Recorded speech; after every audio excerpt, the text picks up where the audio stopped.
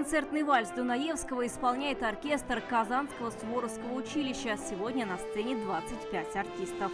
Играю на инструменте уже с 5 класса, с 10 лет, 14 лет. И работаю в Суворовском оркестре, потому что нравится играть марши. Военная вот эта вся выправка. Военный оркестр играет разнообразную музыку. От музыки на плацу, воинских ритуалов исполнения. Это марши, встречные марши, до самых сложных произведений русских, советских и зарубежных композиторов.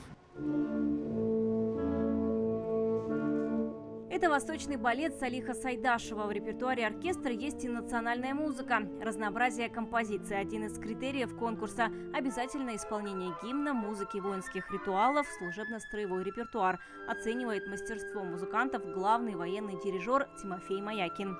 Задача военного оркестра – это нести не только культуру в массу, но это и патриотическое воспитание, о котором сейчас не приходится говорить, которое очень важно для каждого из нас, важно для нашей замечательной страны. Когда вот выходишь на сцену, ты всегда себя неловко чувствуешь, да?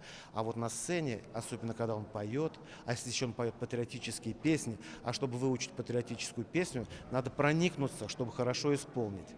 И вот здесь идет воспитательный процесс. А когда ребята, которые сидят в зале, видят своего товарища, который поет, они тоже проникаются вот этим патриотизмом. Казань представят два оркестра – коллективы Суворовского и танкового училища. Они соревнуются в разных подгруппах в зависимости от количества музыкантов в оркестре. Победители первого тура отправятся в Москву, где продолжат бороться за победу. Второй этап конкурса пройдет только в следующем году. Из 60 оркестров страны туда попадут 15. Вероника Гайнудинова, Игорь Романов, ТНВ, Казань.